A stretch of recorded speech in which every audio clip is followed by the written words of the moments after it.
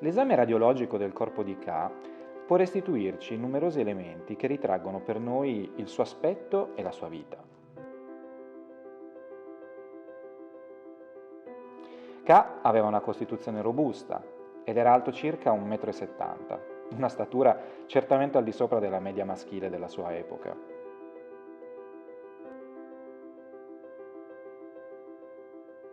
Le suture calcificate del cranio suggeriscono che aveva circa 60 anni quando morì e ulteriori indicatori sembrano confermare proprio questa stima.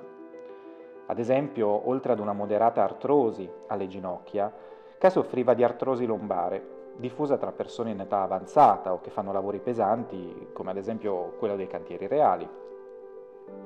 Un'infiammazione cronica rilevata invece nei tendini del gomito destro sembra compatibile con l'esecuzione ripetuta di uno sforzo esplosivo, simile a quello che per esempio possiamo fare tagliando la legna.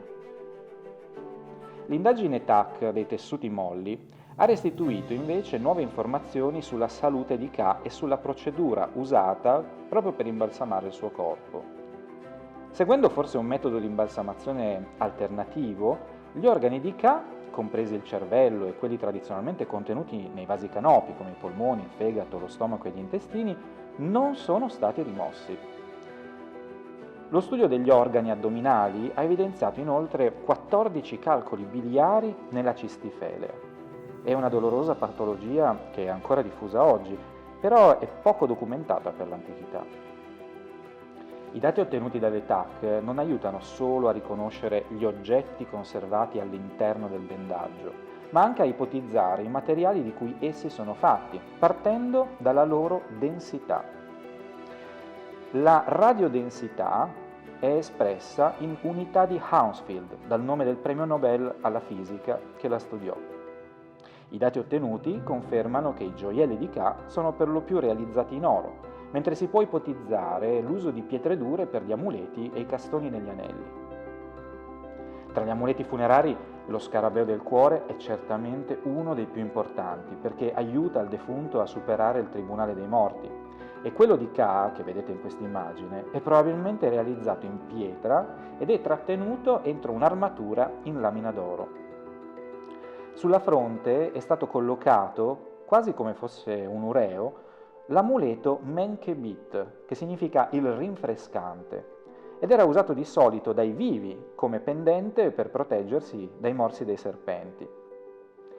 Se osservate invece la posizione dell'amuleto Tit, o il nodo di Iside, è proprio sulla gola di Ka, che risponde infatti ad una precisa prescrizione del capitolo 156 del Libro dei Morti, quello per assicurare la protezione di Iside per il defunto. Insieme agli orecchini e le fasce d'oro alle braccia, il collare a dischi chiamato Shebiyu è uno dei più caratteristici oggetti del oro del valore, che era donato dal faraone ai funzionari più capaci. Ka porta inoltre alle dita 6 anelli d'oro.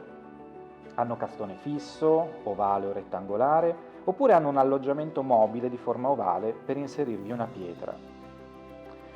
Preservando i corpi, gli antichi egizi intendevano garantire in eterno l'identità di uomini e donne, proprio come Ka e Merit. Attraverso l'indagine radiologica e l'interpretazione storica abbiamo solo iniziato a riscoprire i ritratti di quelle esistenze passate.